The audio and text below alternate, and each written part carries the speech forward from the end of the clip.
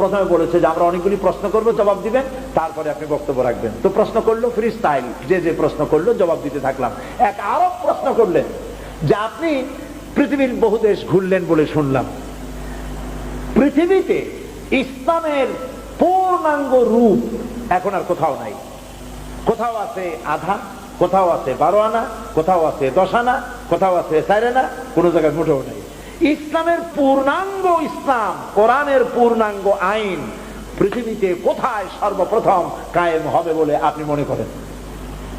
আমি তার জবাবে কি বলেছি জানেন?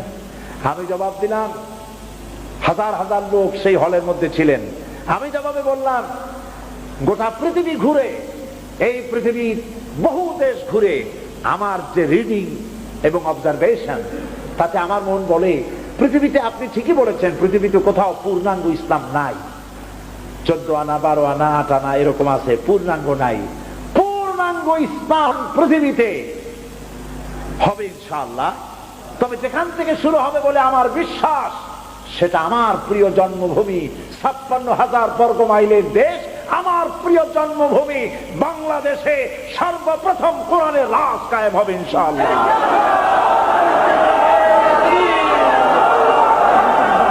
আমি জানি ভাইরা, আমি তাদের বললাম, দেখেন এইটা আমি কায়ের জোরে বলি নেই, এর পেছনে দলিল আছে। দলিলটা হলো এই, আমার দেশে আজ 12 কোটি মুসলমান। এই 12 কোটি মুসলমান ঘুমোতে যায় এশার আজান শুনে। 2.5 থেকে 3 লক্ষ মসজিদের মিনারা থেকে আজানের আওয়াজ হয়, আশহাদু আল্লা ইলাহা ইল্লাল্লাহ। কে থামাবি? চিৎকার দিয়ে আজানের আওয়াজ বন্ধ করবা? মাগরিব কি ওয়াদিयों में गूंजी अज़ा हमारी, थमता न था किसी से सैल रवां हमारा।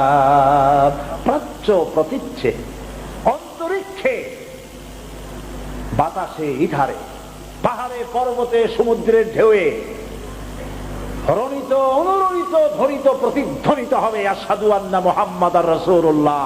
আবু জাহেলের গোষ্ঠীরা চিল্লায়া আযানের আওয়াজ বন্ধ করে দিতে পারবে না।